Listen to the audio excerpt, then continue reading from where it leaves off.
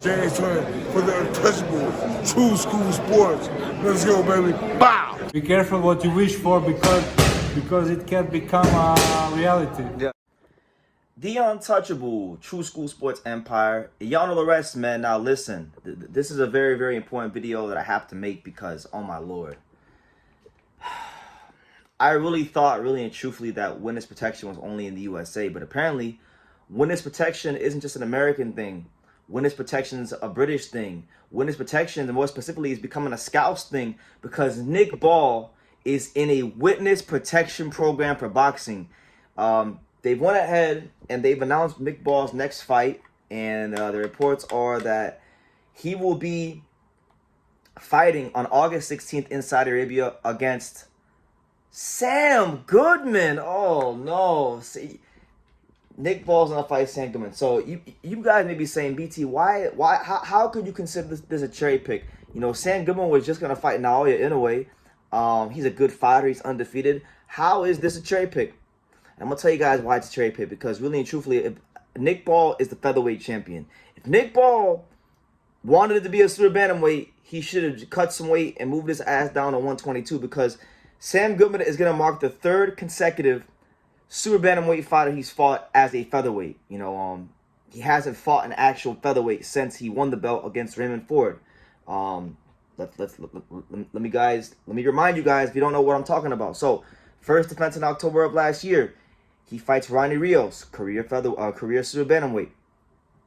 The fight before that, he fights TJ Doheny, you know, another guy who just fought at super bantamweight against Inoue. And now he's fighting the guy who was at super bantamweight that was supposed to fight Inoue and pulled out multiple times. So now Nick Ball's handlers and Frank Warren, they're even chancing Nick Ball not fighting at all, because one thing we've seen with Sam Goodman is that the people that run his training camp, they don't know how to run a training camp, because straight up they got him cut multiple times. They had him sparring close to the fight multiple times. He done ruined everybody in Japan's Christmas. I was in Japan last time when he ruined everybody's Christmas. We had to wait an additional month for Inoue to fight Yi Jun Kim. So that's who we're dealing with here.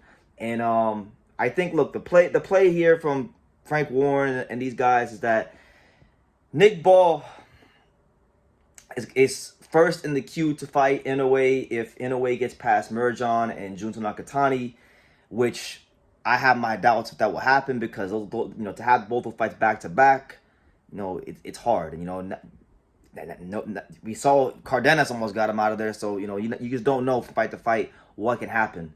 But if he does get through that, Nick Ball's first in the queue, and the reason that is because anybody and everybody who knows anything about this division and the champions in it knows that Nick Ball is the weakest featherweight in the division. You know, he is. And you know what? When I look at how Frank Warren is matching him, they're telling you guys in plain sight he's the weakest featherweight in the division, because he's not defending his belts against other featherweights. So I want to just drill that point into the ground and get the negative stuff out of the way. Let's get to the actual fight, because weight classes aside, I actually do think this can wind up being a dangerous fight for Nick Ball. Now, we don't know what Sam Goodman's going to be as a featherweight. You know, we know that at 122 he was a top contender. He was one of the best super bantamweights out there. But you consider the 4 pounds, maybe, because he wasn't a big puncher as a super bantamweight. Maybe he becomes even more slower and feather fisted as a featherweight, or quite possibly, because you gotta consider this, maybe Sam Goodman actually has more pop at featherweight, and maybe it's enough to keep Nick Ball off of him, so that he can box and move and fight how he wants to fight. Guys, it is not out the realm of possibility that Sam Goodman comes in here and takes the belt off of Nick Ball. And the way I see it is, you know, from the Sam Goodman perspective, he has to win this fight for himself, because getting a Inoue fight in terms of paydays is like winning a lottery ticket. You know, you're gonna make multiple millions of dollars fighting him, and you're gonna get a chance to pretty much carve your name out in history as a legend if you can beat him, right? So he blew that out once but twice. So the only way Goodman can right that wrong in his career is if he goes here and he beats Nick Ball. And I don't think it's out the realm of possibility, because listen, one thing about Nick Ball is you never got to worry about how he's gonna fight. You know, he's 5'2", so he's not gonna box you from the outside. He's not gonna do that. He's going to get in your chest. He's going to be physically strong, and he's going to throw a lot of punches. What the fight becomes when you fight Nick Ball is, you know, how do you handle his low center of gravity, and how do you get past his very, very hard to penetrate high guard defense? You know, that's one thing I will give Nick Ball. People give Nick Ball a lot of credit for being a volume puncher and coming forward and always being in shape, but they don't talk about his high guard defense and how hard it is to penetrate that high guard defense. You know, Raymond Ford had a hard time doing that. Ray Vargas had a hard time doing that. Many fighters have had a hard time doing that. So, that being said, Nick Ball has to, Sam Goodman has to figure out how he's going to do that with Nick Ball. But I'm going to put Nick Ball on a moderate upset alert. I wouldn't say he's in a low upset alert because I don't think Goodman is definitely better than Doheny and Ronnie Rios. And if you go back and you watch the Doheny fight, Doheny was boxing Nick Ball very well in some spots. And guess what? Sam Goodman I know you can't use triangle theory, and I'm not doing that here, but Sam Goodman outboxed Doheny easily when they fought. Easily. It wasn't even a hard fight for him. And, you know, he's younger than Doheny. He's fresher than Doheny. He could do what Doheny was doing in spots of the fight for a much longer duration of time. I think they got the skills to do it. But, yeah, I mean, Nick Ball is fighting more super bantamweights as a featherweight champion than even Inoue is fighting at this point. It's actually getting ridiculous. So I'm calling it out for what it is.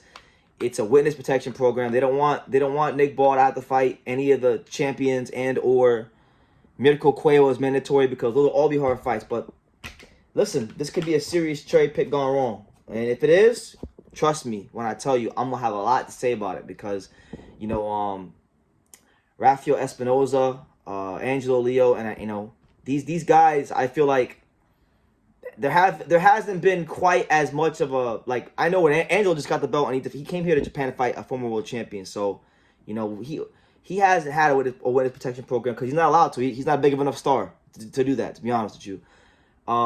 I think out of all the champions, Nick Ball has his matchmaking has been the most cautious out of all because he's not even fighting guys in the actual weight class, and that is absolutely ridiculous. And generally speaking, in boxing, when you try to do this, when you try to overmanage a fighter and you start cherry picking like this, you know, another voluntary, that's when, you know, you wind up getting a loss. And so, you know, I'm putting him on a moderate upset alert. The only reason I won't say high is because if Sam Goodman can't make it past a training camp, how the hell is he gonna get past Nick Ball with 8-ounce gloves on? So that's why I'm saying moderate. But if his swelling and if he's not swelling too easily, and he's not getting cut, Sam Goodman is going to beat Nick Ball. If you know, he could avoid those things, but he can't seem to avoid those things. So we'll see how it goes. But what do you guys think? What do you guys think about this match? I think it's ridiculous. I think it's ridiculous. And if we're any other fighter, you know, they would be getting criticized. But Nick Ball's got Turkey on his side. He's got, you know, the British media on his side, and that's why I think he's not getting the criticism he should be getting for fighting nothing but 122-pounders. So you leave your comments down below. You know, you guys make sure you guys take the time to subscribe. And like I say in every single one of these videos, you can love me or you can hate me, but I'm just a kid from Daniel. So until next time, take care, guys. Thank you for watching another video on the untouchable True School Sports Empire. For more great boxing content just like this, make sure you guys stay tuned and subscribe. You won't be disappointed.